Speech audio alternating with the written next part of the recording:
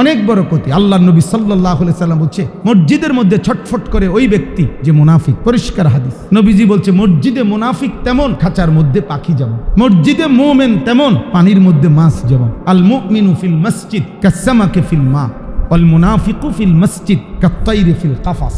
মসজিদে মুমিন এমন, পানির মধ্যে মাছ যেমন আরামে থাকে। মসজিদের মধ্যে মুনাফিক এমন, খাঁচার মধ্যে পাখি যেমন ছটফট করে, ছটফট করে। রাসূলুল্লাহ সাল্লাল্লাহু আলাইহি ওয়াসাল্লাম বলছেন, মসজিদের সাথে যার হৃদয়ের লাগান মানে আন্তরিকতা, মসজিদের সাথে হৃদয়ের টান যার, নবীজি ওয়াদা দিছে ওই ব্যক্তিকে কিয়ামতের দিন আল্লাহ তাআলার আরশের নিচে ছায়া দান করা হবে। 7 ধরনের ব্যক্তিকে আল্লাহর আরশের ছায়া দেওয়া হবে। এর মধ্যে একটা হলো ওই ব্যক্তি যার কলিজার টান, যার হৃদয়ের টান কোথায়? মসজিদ। রজুলুন কলবুহু মুআল্লাকুন বিল মাসাজিদ। তাইলে বাবা, বস্তুবাদের এই দুনিয়া, আধুনিকতার এই দুনিয়া, আপনি যত প্রযুক্তি আপনি কিনে আনবেন বাজারে, সপ্তাহখানিক পরে শুনবেন আপডেট ভার্সন চলে আসছে। এর চাইতে আপডেট ভার্সন চলে আসছে। আপনি কিন্না কুলাইতে পারতেন না, কিন্না কুলাইতে পারতেন না, আপনি পারতেন না কুলাইয়া। এই জন্য পৃথিবী এখন শুধুমাত্র বস্তুবাদ, শুধুমাত্র ভোগ দুনিয়া, শুধুমাত্র দুনিয়া উপভোগ। এটা মানুষের জীবন হইতে পারে না, কমপক্ষে মুমিনের জীবন না। কোরআনুল কারীম আল্লাহ স্পষ্ট বলছেন, ইন্না ফি যালিকা লা যিকরা লিমান কানা লাহু কলবুন আও আলকাস সামআ ওয়া হুয়া শাহীদ। নিশ্চয়ই এই কোরআনের মধ্যে ওই ব্যক্তির জন্য উপদেশ আছে যে 3 জিনিস একত্র করে। 1 নাম্বার হলো কলব, 2 নাম্বার হলো কান, 3 নাম্বার হলো সচক্ষে উপস্থিত। আল্লাহর কথার সামনে যে তার দিলকে ঝুঁকাইছে, কানকে ঝুঁকাইছে এবং নিজে সশরীরে সচক্ষে উপস্থিত হয়েছে। আল্লাহ ওয়াদা দিছে, নিশ্চয়ই আমার কোরআন তার জন্য উপদেশ এনে দিবে, উপদেশ এনে দিবে। এই জন্য আমি এই কথাটা এতক্ষণ বললাম, জিন্দেগি বদলাইবার জন্য এই 3 অঙ্গ আল্লাহমুখী করা দরকার। কান, চোখ এবং কি বলেন অঙ্গ, এই 3 অঙ্গ। কোরআনে আল্লাহ বলছেন, ইন্নাস সামআ ওয়াল বাসারা ওয়াল ফুআদা কুল্লু উলাইকা কানা আনহু মাসউলা। নিশ্চয়ই কান, চোখ এবং অন্তর কিয়ামতের দিন আলাদাভাবে আল্লাহ তাআলার প্রশ্নের মুখোমুখি হবে, জিজ্ঞাসিত হবে। কানকে আল্লাহ নিজে বলবে, বান্দা বলো কান কি শুনেছ, চোখ তুমি বলো কি দেখেছ, হৃদয় তুমি বলো তোমাকে নিয়ে আমার বান্দা কি ভেবেছে। আলাদা জিজ্ঞেস করে, এই 3 অঙ্গ আলাদা। কোরআনে আল্লাহ বলছেন, আল্লাহ যার উপরে নারাজ হয়, যে তার মনের ইচ্ছা মতো চলে, আল্লাহর বিধান শরীয়তের বিধান যে তোয়াক্কা করে না, কসম আল্লাহর কোরআনের আয়াত, আল্লাহ বলছে আল্লাহ তার 3টা অঙ্গ অচল করে দেয়, বাকিগুলা থাকে। 3 অঙ্গ আল্লাহ তাআলা যখন দেখে কেউ ধারাবাহিকভাবে আল্লাহর নাফরমানিতে টিকে আছে, মনের ইচ্ছে স্বাধীন মতো চলতেছে, তো আল্লাহ তাআলা বলেন, আমি বন্ধু নবীজিকে বলছেন, আমি তার 3টি অঙ্গ অচল করে দেই। 1, খাতামা আলা সামঈহি ওয়া কলবি, আমি আল্লাহ তার কানে এবং অন্তরে মোহর মেরে দেই, সিল মেরে দেই, আটকায় দেই। ওয়া জাআলা আলা বাসারিহি গিশাওয়া, এবং আমি আল্লাহ তার চোখের সামনে পর্দা ফেলে দেই। এই 3 অঙ্গ। কান এবং অন্তর কি করে দেয়? মোহর মেরে দেয়। চোখের সামনে কি করে দেয়? পর্দা ফেলে দেয়। এবার আল্লাহ নিজে বলছে, ফামান ইয়াহদিহি মিন বাদিল্লাহ, আমি আল্লাহই যার কান বন্ধ করে দিলাম, চোখ বন্ধ করে দিলাম, অন্তর বন্ধ করে দিলাম, সিলগাইলা করে দিলাম। এবার বলেন তো বন্ধু, আমি আল্লাহকে বাদ দিয়ে তারে হেদায়েত দিবে কে? সে হেদায়েত কই থেকে পাবে? বাতে না খাইবে, বিল্ডিং এ না করবে, মাতবুরি না করবে, আখেরাত মিলবে কই থেকে? আখেরাত মিলবে যে এই 3 অঙ্গে আমি তো এটা অচল করে দিছি। কারণ আমি দেখছি নাফরমান আজ 30 বছর আমারে ভুলে গেছে। ও 365 দিন, একটা বছর চলে গেছে, এই নাফরমান একদিনও ফজরের নামাজে আমি আল্লাহর একটা সেজদা দেই নাই। তার মতো নাফরমানের আমার দরকার কি? যা ভাত খা বেটা, যা বেটা ভাত খা বেটা, দুনিয়া ভোগ কর বেটা, আর আখিরাত লাগবে না বেটা, যা। আর তোর জান্নাত লাগবে না, যা। দুনিয়া আরো বাতলো গোশত ল বেটা, খা। এই আল্লাহ যখন কারোর প্রতি নারাজ হয়, আখিরাত ভুলাইয়া দেয়। এটা কোরআনের আয়াত। ফাআনসাহুম আনফুসাহুম, আখিরাত ভুলিয়ে দেয়, আখিরাত ভুলিয়ে দেয়, আখিরাত ভুলিয়ে দেয়। দুনিয়ায় ব্যস্ত বানায় ফেলে। ওয়া ইন লাম তাফআল মালাতু ইয়াদাকা শুগলান ওয়া লাম আসুদ্দা ফাকরা। আল্লাহ বলেন আমার বন্দিগি যে করে না, আমি আল্লাহ তাআলা তাকে দুনিয়ার হাতটা তার দুনিয়ার কাজে ব্যস্ত বানায় ফেলি। হুঁশ নাই। একজন আমার একদিন কইছে, হুজুর বিশ্বাস করেন এমনও সময় আছে কাস্টমারের এমন চাপ 40 মিনিট পেশাব ধরে রাখি, পেশাব করার টাইম। আমি যে আল্লাহ পাকের কত বড় মেহেরবানি, আল্লাহ আপনার ইনকামের বরকতে পেশাব বন্ধ করে দিয়েছে। আল্লাহ মতনের টাইম নাই, মুজব বাঁচলে কত মতন যাবে, অন কি দরকার, বেসো আগে 40 মিনিট মুতে ধরছে কাম, মাগার যাইবার টাইম নেই। কাস্টমার দুনিয়া তারে এমন ব্যস্ত বানায় দিছে। নামাজ কোথায়, আল্লাহ কোথায়, আখেরাত কোথায়, সেজদা কোথায়, হালাল হারাম কোথায়, পাক নাফাক কোথায়, হৃদয়ে আল্লাহর কথা মনে পড়ে কোথায়? আল্লাহ তাআলা বলছে ওয়া ইন্নাদ দারাল আখিরাতা লাহিয়াল হায়াওয়ান। বান্দা বিশ্বাস করো আমি সৃষ্টি করেছি দুনিয়া, আমি বলতেছি এটা ধোঁকা, আর আখিরাতই হচ্ছে জীবন। লাহিয়াল হায়াওয়ান, আখিরাতই হচ্ছে জীবন, আখিরাতই জীবন। লাউ কানু ইয়ালামুন, আহা বান্দা যদি এই কথাটা বুঝতা, আমার বান্দা যদি এই কথা বুঝতা কত না ভালো হইতো। দুনিয়া তো আমি এমনি দিচ্ছিলাম, আরে যা দুনিয়া তুমি বলতেছো তোমার, আল্লাহ বলে কসম বান্দা এগুলো আমি দিচ্ছি, একটাও তোমার না। শরীর আমার, স্বাস্থ্য আমার, জীবন আমার, যৌবন আমার, হাত আমার, পাও আমার, মাথা আমার, মেধা আমার, বুদ্ধি আমার, জেহান আমার, রাত আমার, দিন আমার, আলো আমার, অন্ধকার আমার, রোদ আমার, বৃষ্টি আমার, আলো আমার, অন্ধকার আমার, মাটি আমার, পাথর আমার, লোহা আমার। তোমার কি তা? আপনার কি? আপনার কি মিয়া? আমার এটা আমি এমনি দিচ্ছি, এটা তো আমি দিচ্ছি, আমি বলছি আমি দেমু দুনিয়া। মান কানা ইউরিদুল হায়াতাদ দুনিয়া ওয়া যিনাতাহা নুওয়াফি ইলাইহিম আমালাহুম ফিহা ওয়া হুম ফিহা লা ইউবখাসুন। আল্লাহ বলে বান্দা শুনো, দিন রাত যারা তোমরা দুনিয়া চাচ্ছ, আমি ওয়াদা দিলাম বরাদ্দকৃত দুনিয়া, তাকদীরে নির্ধারণ করা তোমার জন্য যেটুকু দুনিয়া, নুওয়াফি আমি পূর্ণ দেব, লা ইউবখাসুন একটা সুতা, এক লোকমা ভাত কম দেব না, ভাতের একটা লোকমা না, একটা ভাতও কম দেব না বান্দা, দুনিয়া তোরে পুরা দেমু বান্দা। শুধু এতটুকু মনে রাখো, উলাইকাল্লাযীনা লাইসা লাহুম ফিল আখিরাতি ইল্লান নার, আখিরাতে জাহান্নামের আগুন ছাড়া আর কিছুই মিলবে। নিয়ে যাও বা ঠিক আছে বান্দা, দুনিয়া নাও, আর কি কি লাগবে বলো, দাও, কোনো অসুবিধা নেই, কিন্তু আখিরাত দেব না।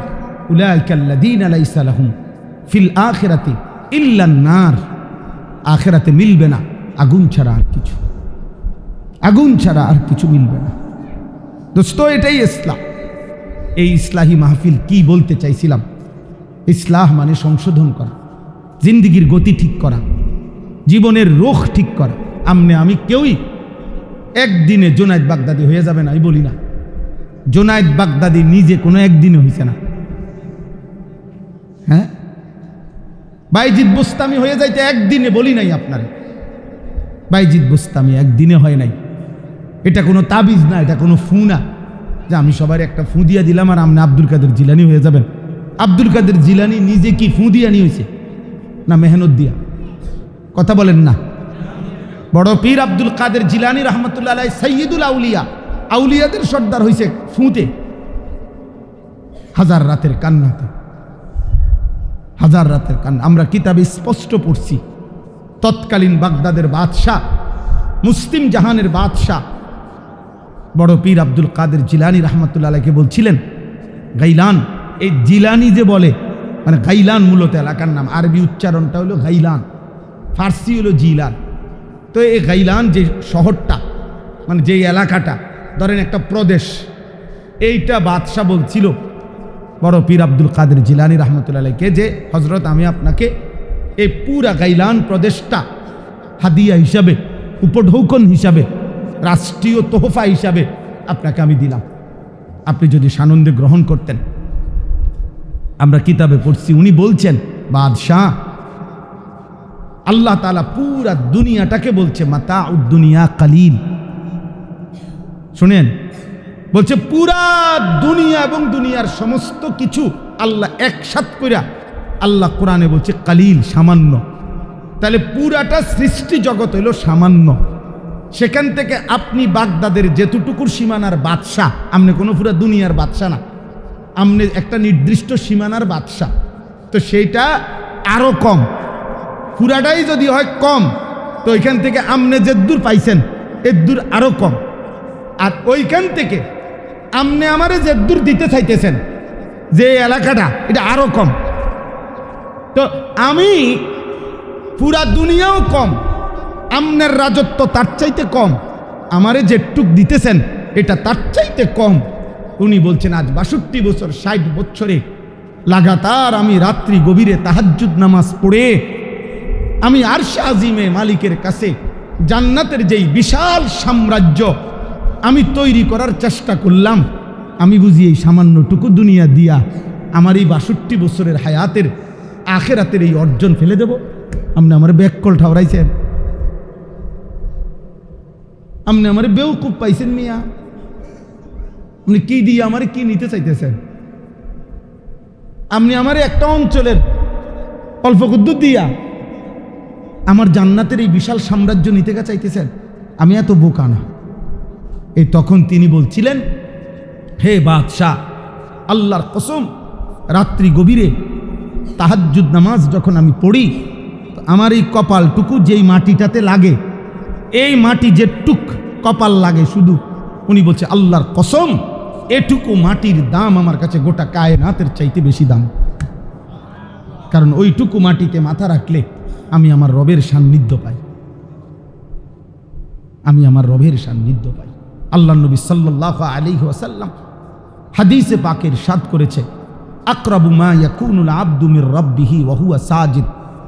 বান্দা আল্লাহর সবচেয়ে ঘনিষ্ঠ হয়, কাছে হয়, এটা হাদিস, বিশুদ্ধ হাদিস। বান্দা আল্লাহর সবচেয়ে ঘনিষ্ঠ হয় সে যখন সেজদা করে।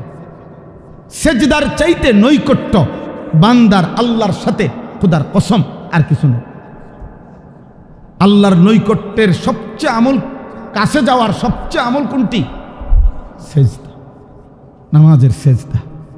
সেজদা দিলে বান্দা আল্লাহর সবচেয়ে কাছে যায়। আকরাব ইসমে তফদিল, আধিক্যবোধক শব্দ।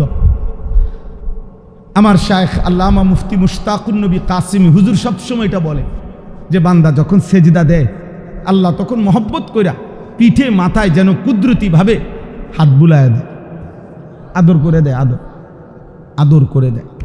আল্লাহ তাআলা আদর করে, বান্দা আসছো না, আমার সেজদা দিছ, খুশি হলাম, বান্দা এই কাছে আইনা যেন আদর করে। এই জন্য আব্বা, ইসলাম মানে জীবনের সংশোধন, জীবনের গতি ঠিক করা। আমরা মুসলমান, আমরা মুসলমান, আমরা মুসলমান, আমরা ইমানদার। আমার মা মুসলমান, আমার বাবা মুসলমান, আমার জবানে কালেমা ছিল, আমার কলিজায় ঈমান আছে। আমরা আল্লাহকে এখনো ভুলি নাই, আমরা আল্লাহর নাম জানি, আমরা লা ইলাহা ইল্লাল্লাহ এটা উচ্চারণ করতে জানি, আমরা মুহাম্মাদুর রাসূলুল্লাহ সাল্লাল্লাহু আলাইহি সাল্লাম পড়তে জানি, আমরা জানি আমাদের ধর্মগ্রন্থ কোরআন, আমরা জানি আমাদের ধর্মের নাম ইসলাম, আমরা জানি আমাদের নবীর নাম মুহাম্মদ সাল্লাল্লাহু আলাইহি ওয়াসাল্লাম, আমরা জানি আমাদের সৃষ্টিকর্তা আল্লাহ। আমরা অনেক আগাইয়া আছি, আর একটু হিম্মত করলে আমরা আখিরাতে জান্নাত হইতে পারব। এত কিছু কাছাইয়া গোলাইয়া দিয়া, বুঝেন না? এই লোকটা যদি আখিরাতটা বরবাদ করে, এটা একটু বেউকুফ না? আল্লাহ বলবে যে আমি তোরে বেটা 4টা জিনিস যার আছে, সে যদি জান্নাত না পায়, আখিরাত না পায়, খোদার কসম আফসোস ছাড়া আর কিছু হবে। 4টি নিয়ামত। 1, আল্লাহ যার রব, মুহাম্মদ সাল্লাল্লাহু আলাইহি সাল্লাম যার রসুল, কোরআন যার কিতাব, ইসলাম যার ধর্ম। এই 4টি নিয়ামত যার কাছে একসাথে আছে, এরপরেও সে যদি জাহান্নামী হয়, এরপরেও সে যদি নেক আমল করতে না পারে, এই দুর্ভাগ্য আর কি, এই কপাল আর কি কপাল, এর চাইতে মন্দ কপাল আর কি হইতে পারে বলে? এর চাইতে মন্দ কপাল আর কি হইতে পারে? হিন্দু আজও স্বীকার করে না নবী সাল্লাল্লাহু আলাইহি সাল্লামকে, হিন্দু আজও স্বীকার করে না কোরআনকে। হিন্দু তো স্বীকার করে না ইসলামকে, ইহুদি স্বীকার করে না, খ্রিস্টান স্বীকার করে না, বৌদ্ধ স্বীকার করে না, নাস্তিক মুরতাদ স্বীকার করে না। আমি নিজে একবার একটা ইউনিভার্সিটিতে বয়ান করছিলাম, ওইখানে 4টা ছেলে আমার সাথে আলাদা কথা বলছিল, আমি ওদের সাথে 1 ঘন্টা কথা বলছিলাম। ওরা পরিষ্কার আমারে বলছে, হুজুর সৃষ্টিকর্তা বলতে কিছু আছে, আমরা এটা টোটালি বিশ্বাস করি না। ওদের আব্বা মা মুসলমান, ওরা নিজেরা স্বীকার করছে। আমি 1 ঘন্টা চেষ্টা করছি, পারি নাই, কিছুই বুঝাইতে পারি না। ও কি কয় আমি বুঝি না, ও কি কয় বুঝে। আমি এমন একজন ভদ্রলোক দেখছি একবার, উনি কোটি কোটি টাকার মালিক, 1000 কোটি টাকার মালিক, একটা প্রাইভেট ব্যাংকের ভাইস চেয়ারম্যান। উনি নিজে পরিষ্কার জানাজার নামাজের সালাম ফিরাইয়া উনি দাঁড়াইয়া বলতেছে, হুজুররা কবরের আযাবের মিথ্যা ভয় দেখিয়ে মানুষগুলোকে বহুদিন ধরে বোকা বানায় রাখছে। আমি নিজ চোখে দেখছি। এই বাংলাদেশে বলেন কি পরিমাণ আফসোসের কথা। কয়দিনের টাকা তোমারে আখিরাত বুলাই দিল, কবরের আযাবের মিথ্যা ভয় দেখিয়ে আমরা বোকা বানাচ্ছি মানুষকে। মানে বাতের অভাবে, আমরা বাতের অভাবে আপনাদেরকে মিথ্যা বলতেছি, অথচ আমরা না বুঝার কি আছে মিয়া। অটো চালাইলেও যে মাসে 15,000 টাকা ইনকাম করন যায়, সিএনজি চালাইলে আমার বাচ্চারে আনা নেওয়া করে মারুতি, তেতে তো প্রত্যেক দিন, আজকে সারাদিন ছিল সকাল থেকে মাগরিবের আগ পর্যন্ত, আমি 2000 টাকা দিছি তার এই এখন আসতে সময়। তাহলে ডেইলি তার কমপক্ষে 1500, 2000, 2200 টাকা ইনকাম আছে। তাহলে মাসে তো 60,000 টাকা, বাদ দেন না 10,000, 50,000 টাকা ইনকাম আছে। তো মারুতি চালাইতে হলে তো নিশ্চয়ই কুমিল্লা ভিক্টোরিয়া কলেজ থেকে ডিগ্রি পাস করতে হইব, ঠিক না? হ্যাঁ, কথা বলেন না, ইনসাফ কি বল? তো এটা না বুঝার কি আছে? হুজুররা বোঝে না, মানে এটা না বুঝায়। আমি কি চিড়া খাইয়া বড় হয়েছি না? আমি বুঝতাম না, আমি তো ভাত খাইয়ে বড় হয়েছি। আমি কুমিল্লা শহরে বড় হয়েছি, ঠাকুরপাড়া। আমার আব্বা কুমিল্লা শহরে ঠাকুরপাড়া বড় মসজিদে 43 বছর আমার আব্বা ইমাম ছিল। এক মসজিদে ইমামতি করছে। ওইখানে একটা ছোট প্রাইমারি স্কুল আছে, ওই প্রাইমারি স্কুলের আব্বা সহকারী হেডমাস্টার ছিল। এই ঠাকুরপাড়া স্কুল এটা এখনো আছে, মসজিদও আছে। আমার আব্বা কবরে চলে গেছে, 2015 সালে আব্বা ইন্তেকাল করছে। তাইলে আমার বলার উদ্দেশ্য হলো আপনাদের কাছে অনুরোধ, আমরা এই ইসলাহি মাহফিল মানে হচ্ছে আমরা চাই সংশোধন মানে পুরা জিন্দিগি। সবচেয়ে প্রথম সংশোধন হলো যে আমার দিলের কাবা, আমার দিলের ঝোঁক আল্লাহ, আখিরাত, পরকাল। এবার আমার চেষ্টা করতে থাকা ইবাদত, আমল, হ্যাঁ, আমি আখিরাতের মুখী করি। এটা যদি আমার দিলে না থাকে, আপনি পারতেন না, আপনি কুলাইতে পারতেন, আপনার তখন সময় হবে না। এই জন্য আমি অনুরোধ করছি, আমি তো শেষ, আমার কথা, ওনারা মেহমান কথা বলবে। হ্যাঁ হ্যাঁ, দিমু সব দিমু একসাথে, ওরা রেডি আছে ছেলে। ভাই আমার পরিচিত ভাই, আমি ওনার হলো আমার একদম কলিজার টুকরা একজন মানুষ ছিল। আমি যারে খুব ভালোবাসতাম, আমারে যে ভীষণ মহব্বত করত, কুমিল্লা মুরাদনগর মোচাগাড়ার মুমিনুল হক নবী ভাই আমার সবচেয়ে প্রিয় একটা মানুষ ছিল, ভালোবাসার মানুষ ছিল। আর কত দোয়া যে আমি ওনার জন্য করছি, ওনার ঘরে, ওনাদের বাড়িতে। আজ থেকে কমপক্ষে 20 বছর আগে আমি সব সময় ওনা যাই। ওনা আপনার বোন জামাই ছিলেন, রেজাউল ভাইয়ের বোন জামাই হলো উনি, আপনার এই মুমিনুল হক। পুরা মোচাগাড়া ইউনিয়নের একটা ফাতা, মানে একটা সাধারণ থেকে সাধারণ ছোট্ট বিষয়ও মানুষের সবার আগে, মানে নবীজি মুমিনুল হক হেজিটা কয়টা এত মহব্বত করতো মানুষ তাকে। আমরাও দেখতাম, যাইতাম সব সময়, আন্তরিকতা ছিল। ওই সূত্রে আমি ওনার কাছে বহুদিন ওনার নাম শুনছি, জান। এরপরও দেখা হয়েছে, ওই দিঘির পারে দেখা হয়েছে, গতবার আরও দেখা। আল্লাহ আমাদের সবাই কবুল করেন। আব্বা, তাইলে এটা বলতে চাই আমি, মানে ইসলাম মূলত আমনেরে এখানে বসবেন, এখন আমনেরে যে আমারে আমনে মোট 1002 টাকা একটা হাদিয়া দিবেন, আমনের একটা ফু দিমু, ফু দিলে চোখটা খুললে আপনি আব্দুল কাদের জিলানি হয়ে যাবেন। এটা কোনো এরম না, বিষয়টা এটা না। বিষয়টা হলো এ কথা মনে করায় দেওয়া যে আমাদের দিলের 24 ঘন্টার ঝোঁক থাকবে, আমরা মুসলমান, আমাদের দিলের ঝোঁক থাকবে আখেরাত, আল্লাহ, পরকাল। আমি এই কথাটাই বুঝাইতে চাইতেছি। আপনারা সব শ্রদ্ধেয় মানুষ, এই কথাটাই একজন হলেও বুঝেন। আপনি যদি আখেরাত ভুলে যান, আপনি জীবনের সৌন্দর্য হারায় ফেলবেন। আপনি যদি কোরআনে স্পষ্ট আছে, আল্লাহ বলছে বান্দা আমার সাথে যে সম্পর্ক ছুটায় ফেলে, ফাকান্নামা খাররা মিনাস সামা, সে যেন 7 আসমান থেকে জমিনে পড়ে যায়, জমিনে পড়ে যায়। ফাতাখতাফুহু তাইর, এবার তাকে কোনো বাজ বা শকুন বা চিল পাখি তাকে ছু মেরে উড়ায় নিয়ে যায়। আও তাহবি বিহির রিহু ফি মাকানিন সাহিক, অথবা ঝড়ো বাতাস তাকে এখান থেকে ওইখানে, ওইখান থেকে এখানে, যেই জিনিস আপনার বাইন্দা রাখে না ওই জিনিস আপনার বাতাসে উড়ায় ফেলে। উড়ায় ফেলে না, উড়াইতে গিয়েও বাতাসের তোড় যদি একবার উত্তর দিকে হয়, এইটা উত্তর দিকে যায়। আবার যদি বাতাসের তোড় যদি মানে দক্ষিণ দিকে যায়, এবার এটা দক্ষিণ দিকে উড়ে যায়। অর্থাৎ এটার আর নিজস্ব কি থাকে না, নিয়ন্ত্রণ থাকে। আল্লাহ এটাই বলছে, আমার থেকে যে ছুটে গেছে এইবার আর তার কোনো নিয়ন্ত্রণ সে আর রাখতে পারে না। নিয়ন্ত্রণ কখনো ইয়াহুদিরটা ভাল লাগে, কখনো খ্রিস্টানেরটা ভালো লাগে, কখনো মাজুসি অগ্নি পূজকেরটা ভাল লাগে, কখনো মুরতাদেরটা ভাল লাগে, কখনো নাস্তিকেরটা ভালো লাগে।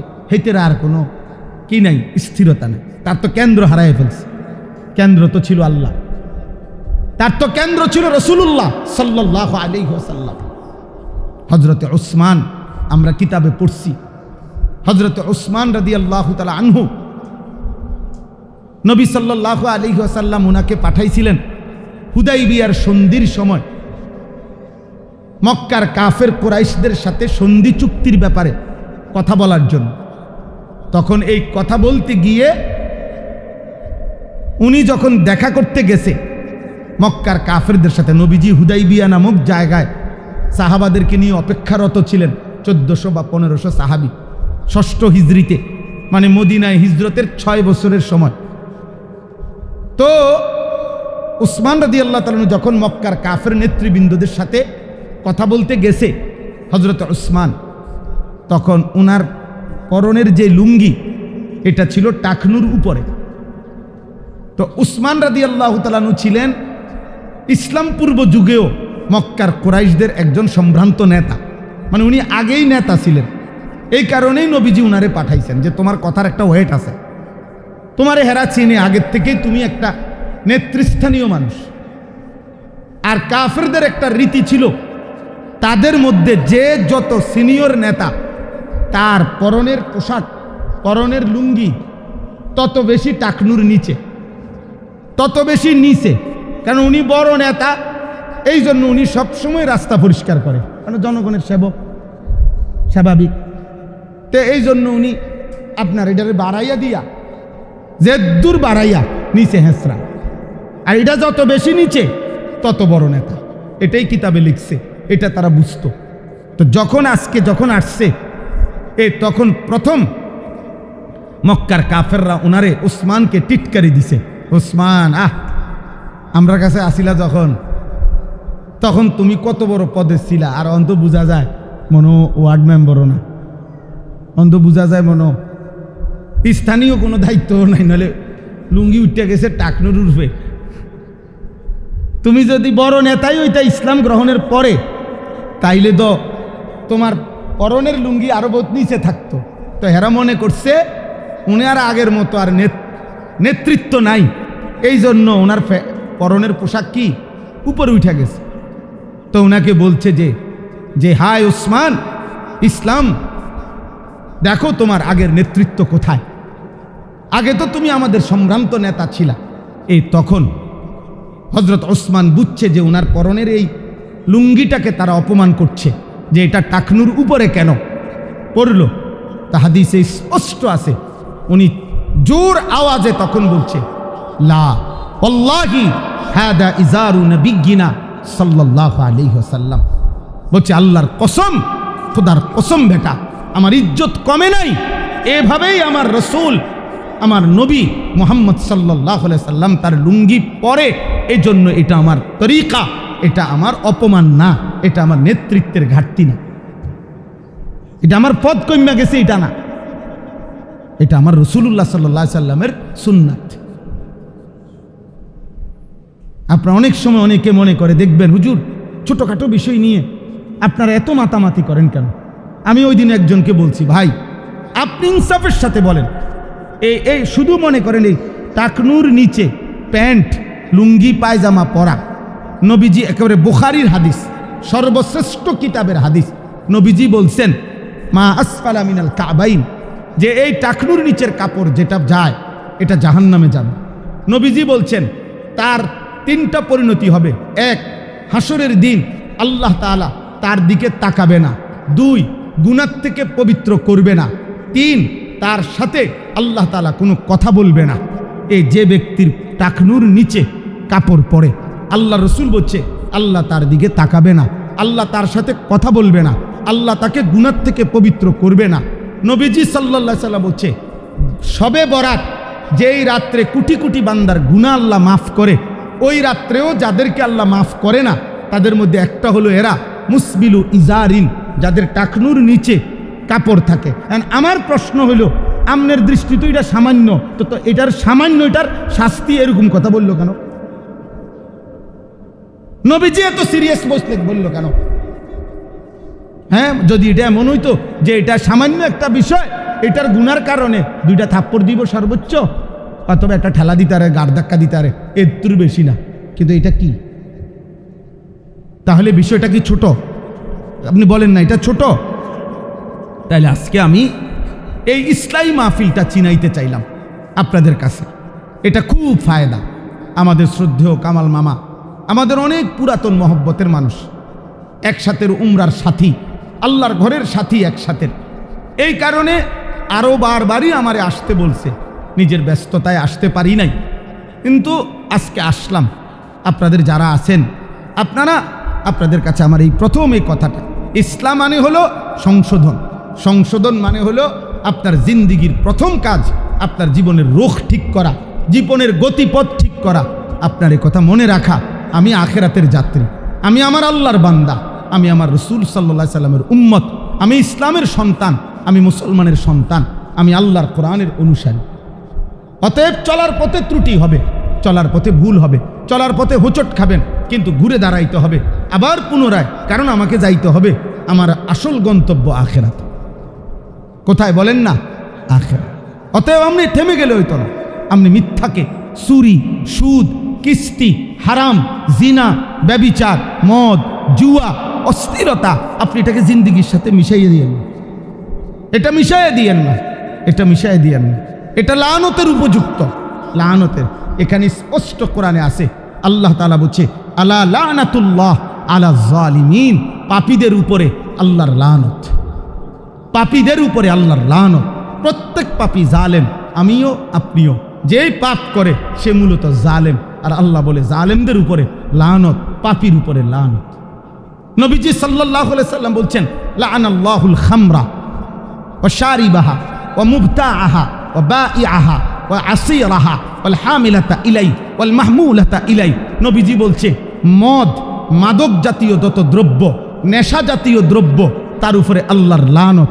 যে নেশা পান করে তার উপরে আল্লাহর লানত, যে ক্রয় করে তার উপরে আল্লাহর লানত, যে বিক্রয় করে তার উপরে আল্লাহর লানত, যে নেশা জাতীয় দ্রব্য বানায় তার উপরে আল্লাহর লানত। নবীজি বলছে যে নেশা জাতীয় দ্রব্য বহন করে নিয়ে যায় তার উপরে আল্লাহর লানত। নবীজি বলছে নেশা জাতীয় দ্রব্য যার জন্য নিয়ে যায় তার উপরে আল্লাহর লানত। কোম্পানির উপরে লানত, মালিকের উপরে লানত, ড্রাইভারের উপরে লানত, হেলপারের উপরে লানত, বানান্নার উপরে লানত, শ্রমিকের উপরে লানত। মাদক এবং মদের পুরা প্রকল্পের সাথে যতজন যতভাবে জড়িত আছে সবগুলার উপরে আল্লাহর লানত, আল্লাহর লানত, আল্লাহর লানত। লানত বলছে নবী, লানত। পুরা প্রকল্পের উপরে লানত, পুরা প্রজেক্টের উপরে লানত, এর সাথে সম্পৃক্ত প্রত্যেকটার উপরে লানত। আমি বলে গেলাম, আল্লাহ রসুল বলছেন সাল্লাল্লাহু আলাইহি ওয়াসাল্লাম, লাআনাল্লাহু আকিলার রিবা ওয়া মুকিলাহু ওয়া শাহিদাইহি ওয়া কাতিবাহু। যে সুদ খায় তার উপরে আল্লাহর লানত, যে সুদ দেয় তার উপরে আল্লাহর লানত, যে সুদ সাক্ষী হয় তার উপরে আল্লাহর লানত, যে সুদ লিখে দেয় তার উপরে আল্লাহর লানত। পুরা প্রকল্পের উপরে, সুদের পুরা প্রকল্পের উপরে লানত। এটার সাথে যত মানুষের সম্পৃক্ততা আছে সবগুলোর উপরে লানত। নবীজি সাল্লাল্লাহু আলাইহি সাল্লাম বলছেন, আপনি প্রমাণ করেন, আপনার মন চাইলে আপনি মাইনেন না, কিন্তু শুনেন। নবীজি বলছে, যে নারী বেপর্দা, নিসাউন কাসিয়াতুন আরিয়াতুন মালউনাতুন, যে নারী পোশাক সত্ত্বেও বেপর্দা, যে নারী পোশাক সত্ত্বেও উলঙ্গ, সে মালউনাত, সে অভিশপ্ত নারী, অভিশপ্ত নারী, অভিশপ্ত নারী। তাইলে জিন্দিগি বদলান আব্বা, জীবন বদলান, জীবন বদলান, জীবন বদলান, জীবন বদলান। আল্লাহমুখী জীবন হন, আখিরাতমুখী জীবন হন। কোরআনের সাথে সম্পর্ক বাড়ান, মাদ্রাসার সাথে সম্পর্ক বাড়ান, দ্বীনের সাথে সম্পর্ক বাড়ান। যেখানে যে অপরাধী সে শুধু অপরাধী, যেখানে যে অপরাধী সেখানে সে অপরাধী। স্কুল অপরাধী না, ব্যক্তি অপরাধী। কলেজ অপরাধী না, ব্যক্তি অপরাধী। ইউনিভার্সিটি অপরাধী না, ব্যক্তি অপরাধী। কোনো মাদ্রাসা অপরাধী না, ব্যক্তি অপরাধী। আমার কথাটা বুঝছেন কি না বলে? যেখানে যে অপরাধী সেই শুধু কি অপরাধী, যার দ্বারা প্রাপ হয়। নগর, একটা বাংলা ভাষায় গুরুত্বপূর্ণ প্রবাদ আছে, নগর পুরলে দেবালয় রক্ষা পায় না। অর্থাৎ নগর যদি পুড়ে যায় তো সেখানের যেগুলা পবিত্র স্থান সেগুলোও কি পায় না, রক্ষা পায় না, সব পুড়ে যায়, সব পুড়ে যায়। চারিদিকে এই মোবাইলের এই আধুনিকতার এই যুগে বেহায়াপনা, বেপরদিগি আর অসভ্যতার ছড়াছড়ি, যার কারণে ভালো মন্দ অনেকের উপরেই আজকে নোংরামি আসর করছে। সেটাকে প্রতিহত করা চাই, সেটাকে প্রতিহত করা চাই, অবশ্যই প্রতিহত করা। অন্যায় সবখানে অন্যায়, পাপ সবখানে পাপ, জুলুম সব জায়গায় জুলুম, সব জায়গায় জুলুম। অতএব আমি অনুরোধ করলাম, মাদ্রাসাকে ভালোবাসেন, মাদ্রাসাকে ভালোবাসেন, আল্লাহর কোরআনকে ভালোবাসেন, তালেবে ইলমকে ভালোবাসেন, দ্বীনকে ভালোবাসেন। কোরআনুল কারীমের মধ্যে আল্লাহ বারবার এটা বলছে, যে বান্দা, মক্কার কাফেররা বলছে কোরআনের বিরুদ্ধে বহু কথা বলছে, মুহাম্মদ এই কথাগুলো আমরা মানি না, এই কথাগুলো তোমার বানানো। আমি ইয়াকুলুনা ইফতারা। আল্লাহ তিনটা প্রস্তাব দিছে মক্কার কাফেরকে।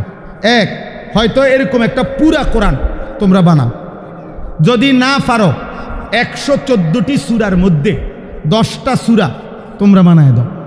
এরপরে 3 নম্বর অপশন, যদি তাও না পারো তাহলে কমপক্ষে ইন্না আ'তাইনাকাল কাউসার, এই সূরাটার সমান 3 আয়াত মাত্র একটা সূরা বানায় দাও। এই 3টি অপশন, হয় পুরা কোরআন একটা বানায় দাও, নয়তো 10টা সূরা বানাও, নয়তো কি একটা সূরা বানাও। আল্লাহ বলে, যদি নাই পারো সবাইরে মিলাইয়াও, তাহলে এটাই মেনে নাও, এই কোরআন আল্লাহর পক্ষ থেকে নাজিল হয়েছে, আর আল্লাহ ছাড়া আর কোনো ইলাহ নাই, অতএব তারই আনুগত্য করা উচিত। কার আনুগত্য করা উচিত? আল্লাহর আনুগত্য। এজন্য কোরআনের সাথে সম্পৃক্ততা জিন্দিগির সবচেয়ে বড় সম্পৃক্ততা। যে বাচ্চা আল্লাহর কোরআন পড়ছে, এই যে 2 বাচ্চা আজকে এখন হাফেজে কোরআন হিসাবে পাগড়ি নিবে, এরা মুবারক, এদের খানদান মুবারক, এদের পুরা খানদান বরকতময়। হাদিসের মধ্যে স্পষ্ট আছে, আল্লাহ নবী সাল্লাল্লাহু আলাইহি সাল্লাম বলছেন, মহান আল্লাহ তাআলা বলছেন যে, বন্ধু, আমার কোনো বান্দা যখন জমিনে আমার কালাম পড়ে, আমার কালাম পড়ে, আল্লাহ বলছে, বন্ধু বিশ্বাস করেন, ওই বান্দার কোনো পরিবারের সদস্যকে, তার কোনো বাবা মা বংশধরকে কবরে যদি আযাব চলে, আমার তখন ওরে আযাব দিতে লজ্জা লাগে। ইস্তাহিয়াইতু আন উআযযিবাহু, আমি তারে শাস্তি দিতে আমার শরম লাগে। হায় হায়, তার ফুদ দেই জমিনের উপরে আমার কালাম পড়ে, আমি তার বাপেরে কেমনে ফিডুম? বুঝেন নাই কথা? আমার তখন আল্লাহ বলছে, বন্ধু আমার শরম লাগে, হায় হায় ওর নাতি আমার কোরআন শেষ করে ফেলছে, আমার কোরআন পড়তেছে, আমি তার দাদারে কেমনে মারি, কেমনে আযাব দেই? এই জন্য জমিনের মধ্যে যখনই কোনো বান্দা আল্লাহর কোরআন পড়ে, বাচ্চা যখন কোরআন পড়ে, কারো না কারো কবরের আযাব মাফ হয়, কারো না কারো কবরের আযাব হালকা হয়, কবরের আযাব হালকা হয়। এই জন্য কোরআন, মসজিদ, মাদ্রাসা, আমার শায়েখ আল্লামা মুফতি মুশতাকুন নবী কাসেমি হুজুর বলে আপনাদের বিল্ডিংয়ের ফাইলিং এটার যেরকম মজবুতির জন্য বেশি জরুরি, হুজুর বলছে না, তার চাইতে বেশি আপনাদের চারিদিকের ভবনের আশেপাশে কোনো মসজিদ, কোনো মাদ্রাসা, কোনো আল্লাহর কালাম পড়া তার চাইতে বেশি মজবুত। এটা ফাইলিংয়ের চাইতে বেশি মজবুত, কারণ এই মাদ্রাসার বরকতে, আল্লাহর কালামের বরকতে ওই পুরা জনপদের মধ্যে, পুরা মহল্লার মধ্যে আল্লাহর কালাম পড়ার বরকতে আল্লাহর আযাব উঠে যায়, আল্লাহর আযাব সরে যায়, আল্লাহর আযাব সরে যায়। এই জন্য আপনারা সবার কাছে অনুরোধ, আপনারা এই মাদ্রাসাটাকে আগলাইয়া নেন, আগলাইয়া নেন। আমরাও যদি কোনো সহযোগিতা লাগে আমরা দেব ইনশাআল্লাহ, চেষ্টা করব। টাকা দিতাম না পারি, বুদ্ধি তো দিতাম, বুদ্ধি তো দিই, আল্লাহ যদি হায়াত দেয় তো আমরা চেষ্টা করব। কিন্তু মাদ্রাসাকে আমি একদিন একজনে বলছে, হুজুর এত মাদ্রাসা দিয়া কি করে, চারিদিকে এত মাদ্রাসা। আমি বললাম এটা আমারও প্রশ্ন, এতটি চা দোয়ান দিয়া একটা বাজারে কি দরকার? একটা 500 লিটারের গাজি টাঙ্কি, এটার মধ্যে চা বানাইয়া মাঝখানে থুইয়া দিলে, চারিদিকে 10টা ট্যাপ লাগাইয়া দিলে, যার যখন দরকার 500 লিটার চা বানাইয়া রাখছি। এরম ছোট ছোট কেটলি দিয়া 10টা মুদি দোকানে চা না বেচতে, চা দোকানে না বেচা একটা 500 লিটারের গাজি টাঙ্কি চা বানাই দিলে ভালো ছিল না? এই বুদ্ধিটা কাজে লাগান। চান না কি দৌড়ানিটা দেয় আপনার, জান না বুদ্ধিটা দেন না, এই বুদ্ধি কেউ নিবনি কর না, তাহলে কেউ তো নিবে না এই বুদ্ধি, এটা কোনো কথা না। আর দ্বিতীয় কথা হইল, আল্লাহর এই জমিনে আপনারা বলেন একটা পাতা গাছের কোরআনে আছে, একটা পাতা পড়ে না আল্লাহর ইচ্ছা ছাড়া, এটা ঠিক নেই? এই কথাটা ঠিক কিনা? তাহলে যেখানে একটা পাতা পড়ে না আল্লাহর ইচ্ছা ছাড়া, সেখানে একটা মাদ্রাসা হয়ে যাবে, মসজিদ হয়ে যাবে আল্লাহর ইচ্ছা ছাড়া। কথা বলেন না, এটা আল্লাহর ইচ্ছা ছাড়া হয়েছে না? না, আল্লাহর ইচ্ছাই হয়েছে। জমিনের কোনো নড়াচড়া আল্লাহর ইচ্ছা ছাড়া হয় না। অতএব মাদ্রাসা আপনাদের জন্য নিয়ামত, মাদ্রাসা আপনাদের জন্য বরকত, মাদ্রাসা আপনাদের জন্য বরকত। আপনারা যদি মহব্বত করেন, আন্তরিকতা দেখান, ইনশাআল্লাহ এটা আপনাদের ফায়দা হবে, আপনাদেরই ফায়দা হবে। কোরআনকে ভালোবাসলে, হাদিসের মধ্যে আছে নবীজি তার জীবনে সবচেয়ে আল্লাহকে, এ কথাটা শেষ শুনেন, সবচেয়ে বেশি নবীজি সাল্লাল্লাহু আলাইহি সাল্লাম আল্লাহ তাআলার কাছে বেশি আল্লাহর নামের দোহাই দিয়া, আল্লাহকে সবচেয়ে লম্বা দোহাই দিয়ে যেই দোয়া করছেন, যেই বিষয়ে, সেটা হলো কোরআনের ব্যাপার। নবীজি সাল্লাল্লাহু আলাইহি সাল্লাম তার জীবনে নবীজির একটা লম্বা দোয়া আছে, আল্লাহুম্মা ইন্নী আবদুকা, আল্লাহ আমি আপনার বান্দা, আমার আব্বা আপনার বান্দা, আমার মা আপনার বান্দা, আমার তাকদীর আপনার হাতে, আমার হায়াত আপনার হাতে, আমার ব্যাপারে সিদ্ধান্ত আপনার হাতে, আমার জিন্দিগির 24 ঘন্টা অতিবাহিত আপনার সিদ্ধান্তে।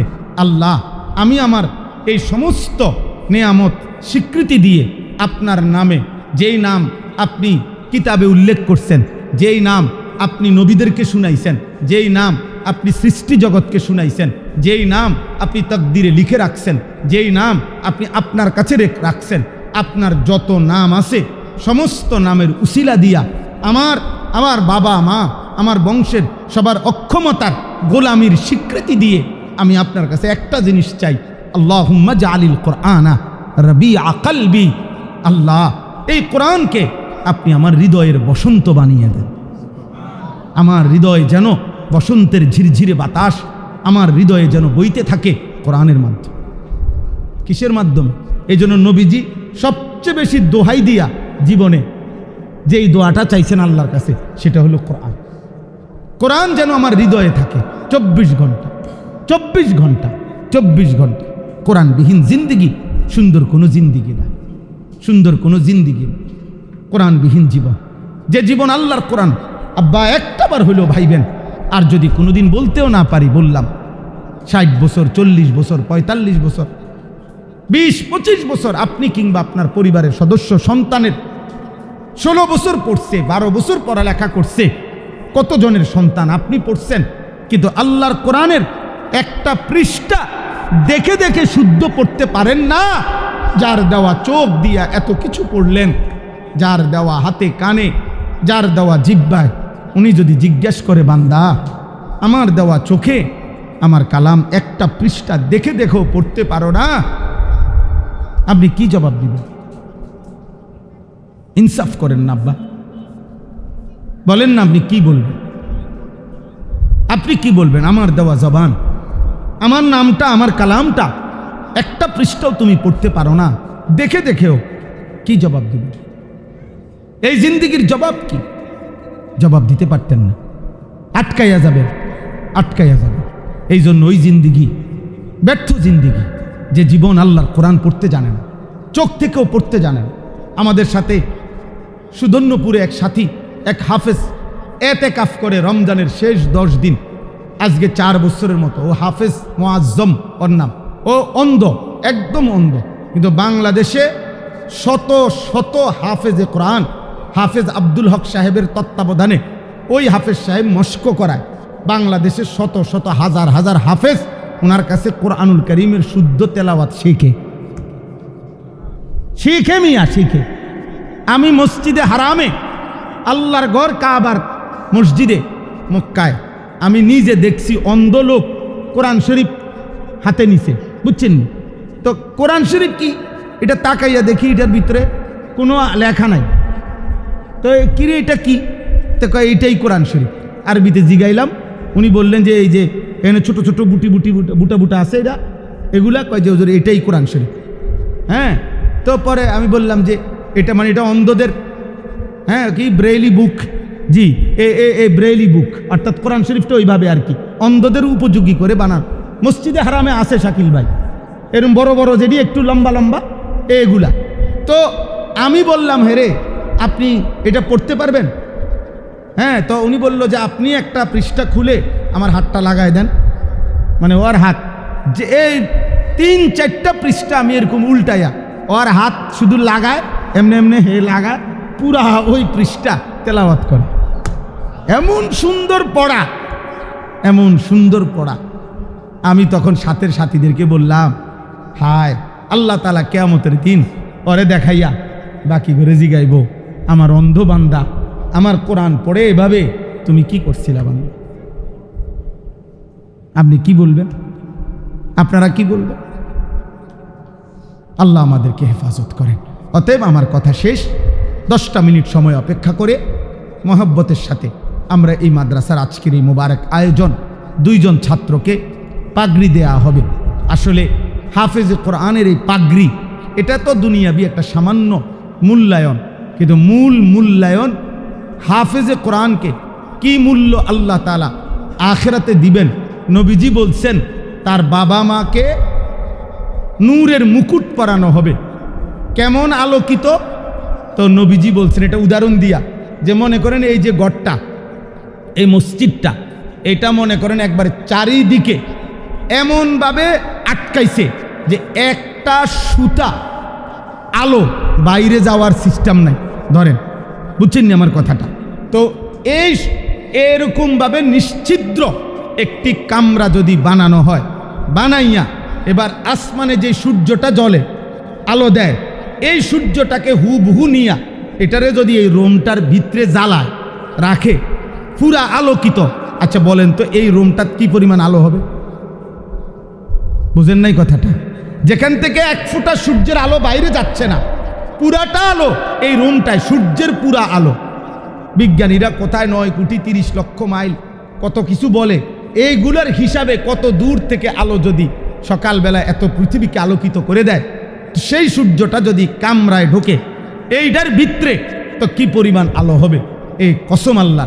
নবীজি বলছে কিয়ামতের ময়দানে হাফেজে কোরআনের মা বাবাকে যেই টুপিটা পরানো হবে, ওইটার আলো হবে তোমাদের আবদ্ধ ঘরে যদি সূর্যের আলো উঠানো হয়, তো ওই আলোর যেই আলো ওই রকম আলোয় আলোকিত হবে।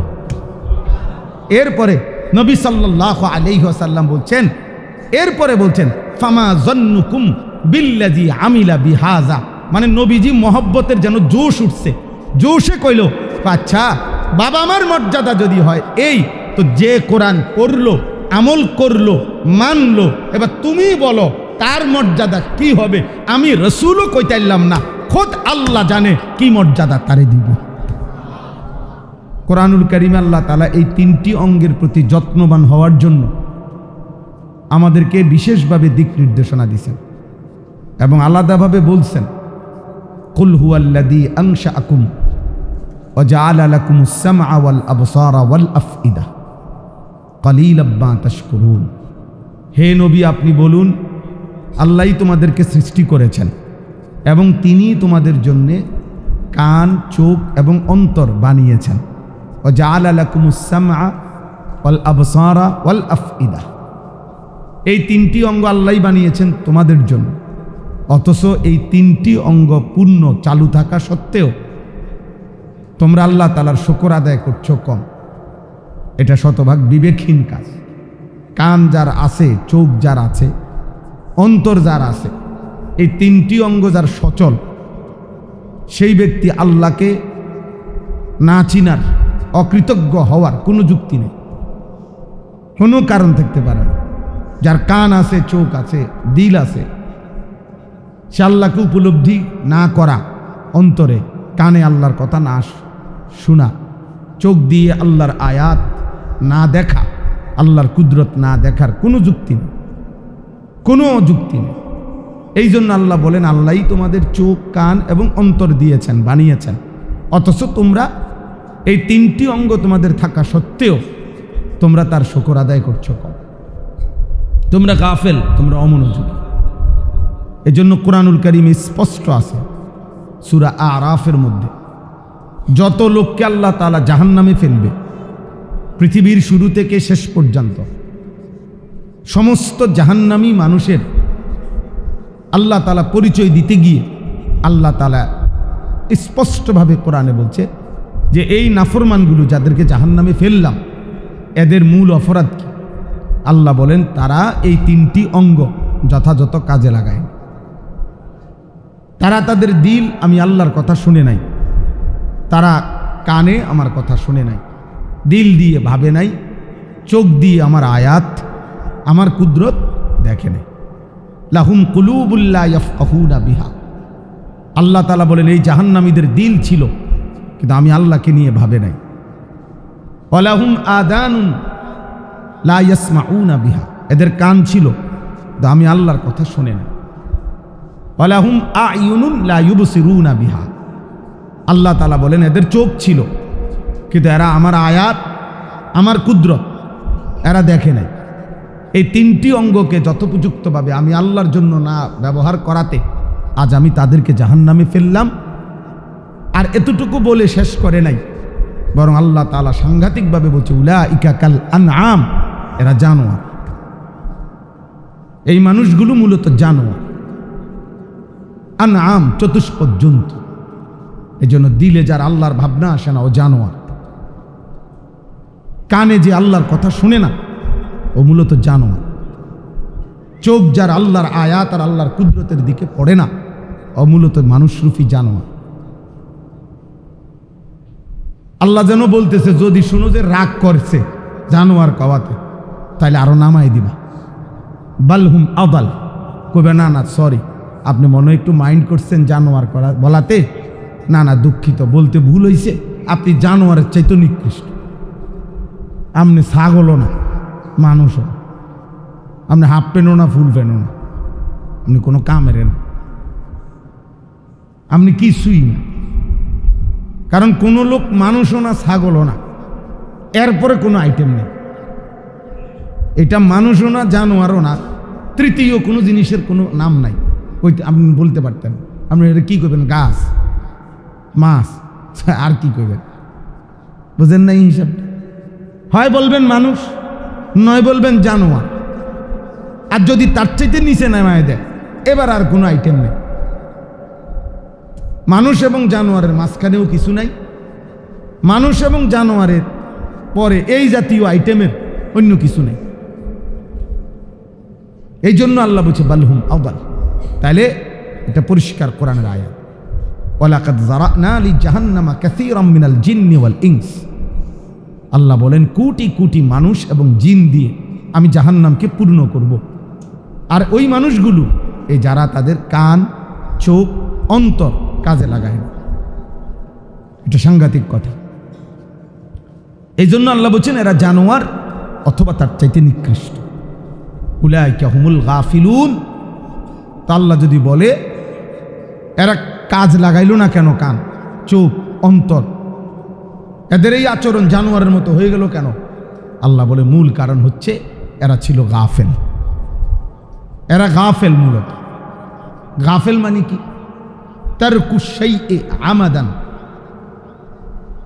কোন জিনিস ইচ্ছা করে ছেড়ে দেওয়া, এটারে কয় গাফেল। একটা হলো আমার ভুল হয়ে গেছে, আরেকটা হলো আমার খেয়াল ছুটে গেছে, আরেকটা আমার এটা মেমোরিতেই নাই, আরেকটা হলো আমি জানি শুনি ইচ্ছা করে নামাজের ওয়াক্ত চলতেছে, হে সুস্থ সবল স্বাভাবিক, সে দাঁড়ায় রয়েছে, হে চা খায়, হে বন খায়, গপ মারে। তাহলে এইটা কারণটা কি? এ মসজিদে আসলো না কেন বলেন? গাফেল। এ মূলত কি? গাফেল। উলাইকা হুমুল গাফিলুন। আল্লাহ বলেন এরা মূলত গাফেল। ইচ্ছা করে কি করছে না? আমল করতেছে, ইচ্ছা করে করছে না। এই জন্য বললাম আব্বা, প্রত্যেকে জওয়ান কিংবা বুড়ো, প্রথম কথা এটা মনে রাখতে হবে, মুমিন মানেই হলো যে তার চোখ, কান এবং অন্তর আল্লাহমুখী করে। আল্লাহ তাআলা কোরআনুল কারীমের মধ্যে বলছেন, ইন্নাল্লাযীনা আমানু ওয়া আমিলুস সালিহাত ওয়া আখবাতু ইলা রাব্বিহিম উলাইকা আসহাবুল জান্নাহ। যে আমি আল্লাহর প্রতি পূর্ণ ঈমানদার হয়েছে, নেক আমল করেছে, আর তার দিলের ঝোঁক, মনোযোগ, আগ্রহ সর্বদা আমি আল্লাহর দিকে ফিরিয়ে রাখছি। ভুল হবে আমার, ত্রুটি হবে, ক্লান্তি আসবে আমার, বিরক্তি আসবে আমার, অবহেলা আসবে আমার, অসুস্থতা আসবে আমার, মাঝে মধ্যে এলোমেলো হয়ে যাবে আমার, কিন্তু আমার মন পড়ে আছে আমার আল্লাহর কাছে। আমার এটা মনে আছে আমার আখিরাত, আমার কবর, আমার আল্লাহ, আমার মৃত্যু বাকি। সচেতনতা সত্ত্বেও, জানা থাকা সত্ত্বেও মাঝে মধ্যে হোঁচট খায়, এটা হইতেই পারে, কিন্তু টোটালি মনে নাই, এটা মুমিন হইতে পারে। আজকে 365 দিন একরকমই মিথ্যাবাদী, আজকে 30 বছর সমান তালে নাফরমান। এইটা কোনো মুসলমান, এটা কোনো মানুষও না, এটা প্লাস্টিকও না, এটা কিছুই না, এটা কিছুই না। কোনো মুসলমান না, কোনো স্বাভাবিক মানুষ, সুস্থ স্বাভাবিক মানুষ 30 বছর মিথ্যা কথা বলতে পারে না। একটা মানুষ প্রতিদিন মিথ্যা কথা বলে, এটা কোনো মানুষে না। একটা মানুষ প্রত্যেক দিন ওজনে কম দেয়, এটা কোনো মানুষে না। একটা মানুষ ধারাবাহিক প্রতিদিন সুদ খায়, এটা কোনো মানুষে না, এটা কোনো মানুষের আইটেমেই পড়ে না। একটা মানুষ নিয়মিত টেলিভিশনে নাচ গান নর্তকী দেখে, হারাম দেখে, এটা কোনো মানুষের জাতে না, এটা মনে রাখবে। ওই কোনো আইটেমে না মানুষের। মানুষ বলা হয় যার মধ্যে আকল আছে, দিমাগ আছে, আর দিমাগ থাকলেই তার কলিজা নড়ার কথা যে আমি এটা কি করছি, এটা তো অন্যায়, এটা তো পাপ, এটা তো মিথ্যা, এটা তো হারাম, আমি শুনলাম এটা হুজুরে কইল, এতবার বলল। এই জন্য আব্বা এটা মনে রাখতে হবে। ইনসান যে, মানুষ যে, মুসলমান যে, সে ধারাবাহিক গুনাহ করতে পারে না। গুনাহ হবে কিন্তু ধারাবাহিকতা না। বারবারই বাচ্চা হাঁটবে কিন্তু পিছলা খাবে। মানুষ ব্যবসা করে, উপার্জন করে, মানুষ রোজগার করে, সবাই জানে দুনিয়াতে যে মাঝে মধ্যে হোঁচট খায়, লস খায়, মাঝে মাঝে ধরা খায়, মাঝে মাঝে ব্যবসা পুঁজি ক্ষতিগ্রস্ত হয়, কিন্তু আবার ঘুরে দাঁড়ায়। এই জন্য আমি প্রথম এটা বলব, হাদিসের মধ্যে আছে একজন মুমিন তার একটি পরিচয় এটাও, সে ফতিন। ফতিন শব্দের অর্থ হলে সচেতন। মুমিন সচেতন হয়। নবীজি বলছেন আল মুমিনু গিররুন কারীম, মুমিন সাদাসিধে হয়, মোমেন ভদ্র হয়। লা ইয়াখদাউ, মোমেন কাউকে ধোকা দেয় না। ওয়ালা ইউখদাউ, আবার এত ব্যাক করলো না যে তারে ধোকা দেয় এমনও না। সেও কাউকে ধোকা দেয় না, সে ধোকা খায়ও না, ধোকা খায়ও না। হ্যাঁ হ্যাঁ, দুনিয়া আমারে নিয়ে যাবে কাফেরে, কিটা কও। একটা ইহুদি আমারে হাতে ধরে তার দিকে নিয়ে যাবে গা। একটা পাগল ছাগল খেলোয়াড়, আগা নাই মাথা নাই চরিত্র নাই, আখলাক না, আরে ইমান তো নাই, চরিত্র তো নাই, চরিত্র তো নাই। এত বেউকুফ কেমন হয় এই খেলোয়াড় মেসি, ওর তো চরিত্রও নাই, ইমানও নাই, চরিত্রও নাই। ওর দুইটা বাচ্চা হওয়ার পরে, এরপরে সে প্রকাশ্যে সাংবাদিক সম্মেলনে বলছে, এরপরে সে 9 বছরের পরে দুইটা বাচ্চা হওয়ার পর এরপরে মহিলারে বিয়ে করছে। তো এটা মানুষ না, এটা কোনো মানুষ হলো নিমিয়া, এটা সভ্য পৃথিবীর ইতিহাসে কোনো আখলাক হইতে পারেনি। আপনি খবর নেন, আমি মিথ্যা বলে, আমি তো বুঝিয়েই কইছি, আমিও তো জানি আমার কথা রেকর্ড হয়, আমি বুঝিয়েই কইছি, আমি জানি নেই বলছি। একটা উদাহরণ দিলাম, যারা 24 ঘন্টা হারাম নারী, গার্লফ্রেন্ড কি, আবার গার্লফ্রেন্ড কি তা? তাহলে যারা রাত কাটায় ভিন নারীর সাথে, হারাম নারীর সাথে, অবিবাহিতা নারীর সাথে, যাদের দিন কাটে রাত কাটে, এদের ইমানও তো নাই, আখলাকও তো নাই, চরিত্রও তো নাই। তো চরিত্রহীন থেকে আনন্দ নেওয়া, বিনোদন নেওয়া, এটাও তো না, কোনোভাবে কোনো বিবেকহীন। একটা মহিলার চরিত্র নাই, একটা পুরুষের চরিত্র নাই, আপনি বুঝি আপনার ছেলেরে পাঠাইবেন যে তুমি তার থেকে কিছু শেখো, অথবা তার থেকে বিনোদনই নাও, অবসরটাই কাটাও তার সংস্পর্শে? এটা কি কোনো বিবেকবান করতে পারে মিয়া? বলেন।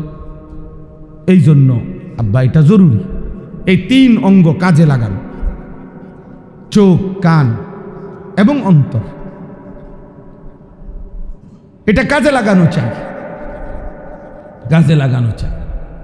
আজ আমরা বস্তুবাদের এই দুনিয়ায়, আমরা আধুনিকতার নামে অসভ্যতার নোংরামিকে আমরা সুন্দর পোশাক দিয়া একটু মডিফাই করে, আধুনিকায়ন করে অসভ্যতার নোংরামিকে উপস্থাপন করছি, এই আর কি। ভদ্রতার একটা মুখোশ দেখাইতে চাচ্ছে, নইলে উলঙ্গতা, অর্ধ উলঙ্গতা, নারীর শরীরের অঙ্গ প্রত্যঙ্গ প্রদর্শন, মনে করেন এটা কোনো কালে পৃথিবীর কোনো সভ্যতার ইতিহাসে এটা কখনোই কোনোদিন ভদ্রতা বা সংস্কৃতি এটা হইতে পারে না। পৃথিবীর কেউ কোথাও লেখে নাই। 2-4 কলম পড়ালেখা আমরাও করছি, জেনারেল লাইনেও পড়ছি, কোথাও লেখে নাই যে নারীর শরীর প্রদর্শন করা এটা সভ্যতা, এটা সংস্কৃতি, এটা আমাদের বিনোদন, এটা আমাদের কালচার। না, এটা হইতেই পারে না, এটা অসভ্যতা, এটা নোংরামি, এটা বর্বরতা, এটা মূর্খতা।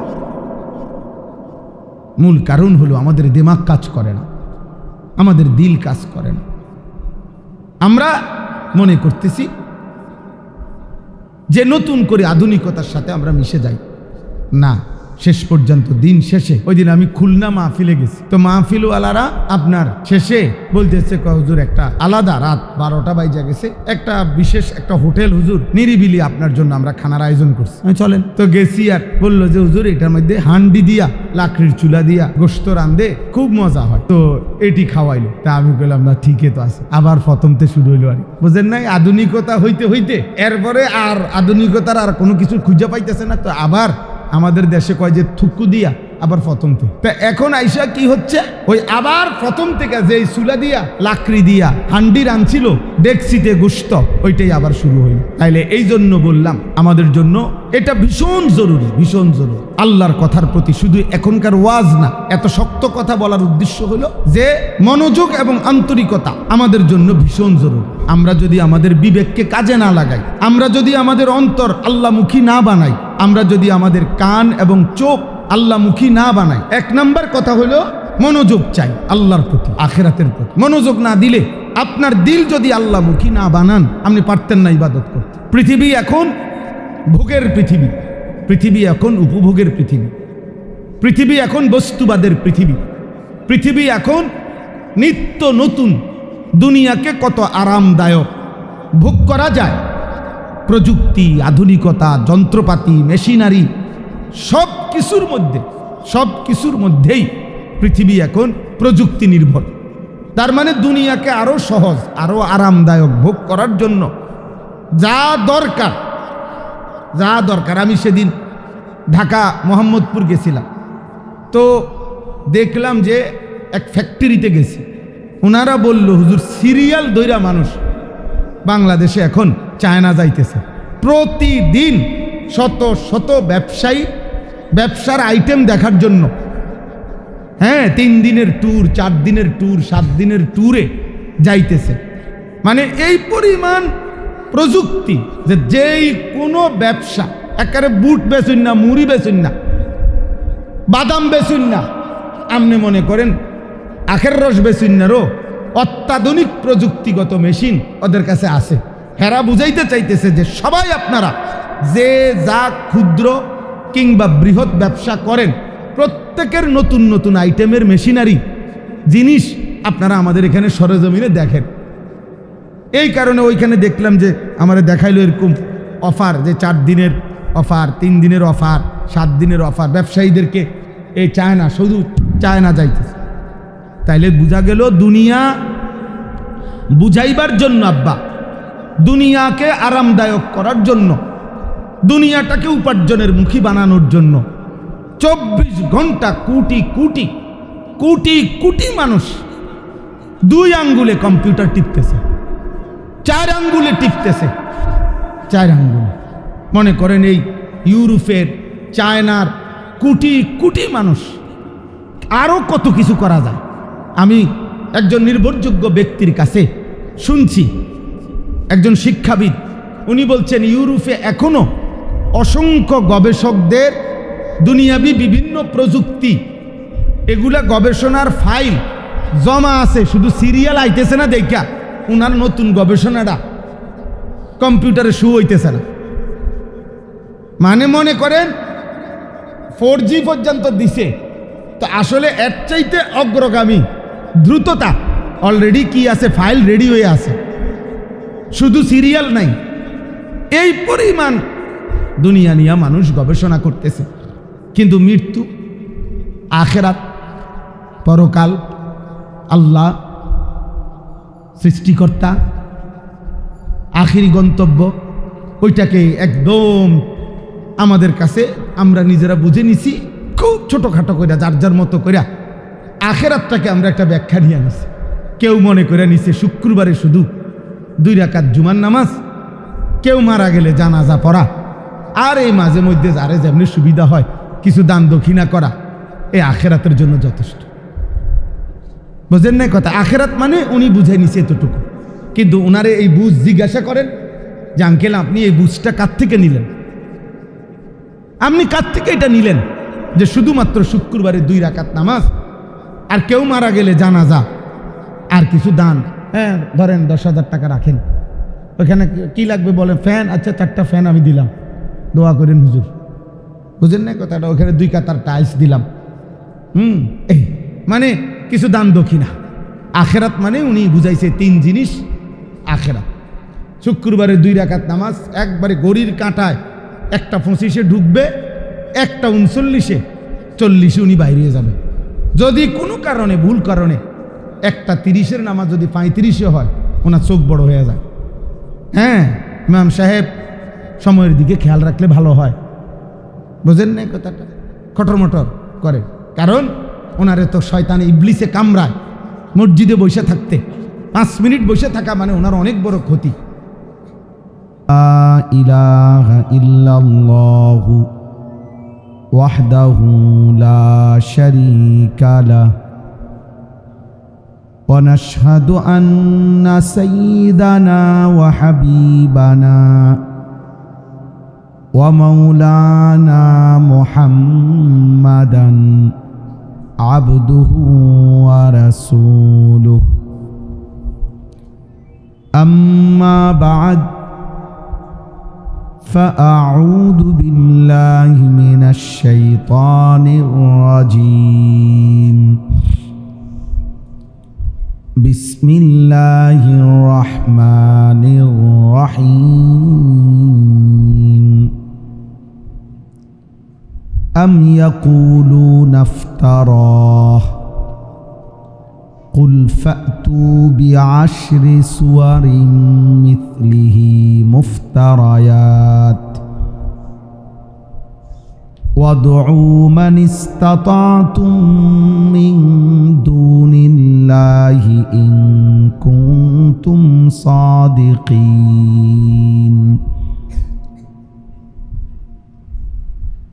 فإن لم يستجيبوا لكم فاعلموا أنما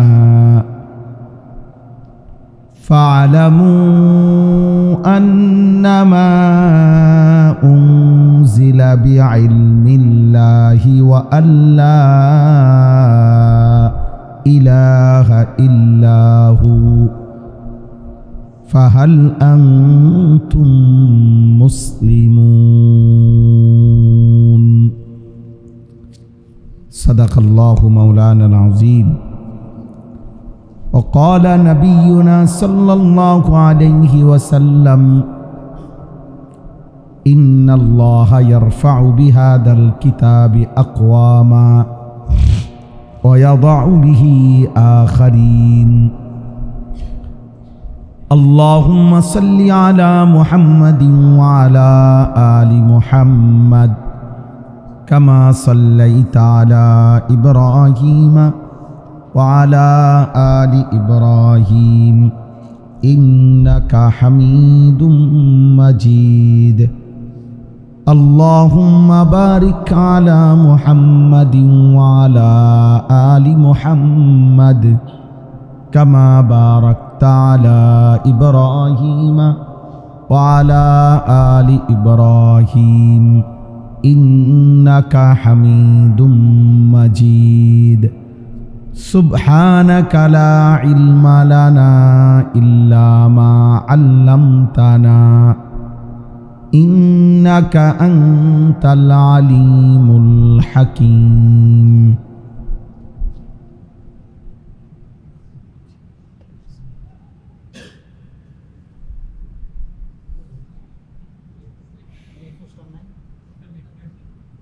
দেন কাগজ আছে আলহামদুলিল্লাহ আল্লাহ পাক রব্বুল ইজ্জত জুল জালাল ওয়াল ইকরামের ফজল কারম রব্বুল আলামিনের ইহসান মেহেরবানি দয়া আল্লাহ তাআলা আমাদেরকে আজ 27 জুলাই 2026 রোজ সোমবার কুমিল্লা আদর্শ সদর গুণানন্দী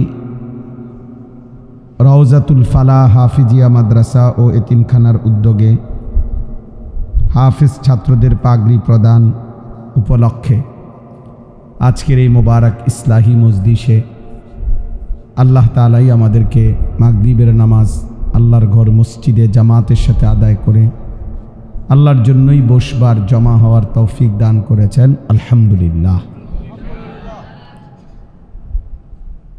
প্রথমে একটা শব্দ আমরা বোঝা দরকার, ইসলাহি মাহফিল মানে কি? দয়া করে যে কয়জন বসছেন প্রত্যেকেই শতভাগ আন্তরিকতা নিয়ে মনোযোগ দিয়ে আল্লাহর কথা শুনবেন। মনোযোগ কিন্তু হৃদয়ে তৈরি হয়, আর চোখ এবং কান অনুগামী হয়। মোবাইল ধরা যেত না, এমনি শুনতে হবে। হাতে মোবাইল ধরলে মনোযোগ হয় না।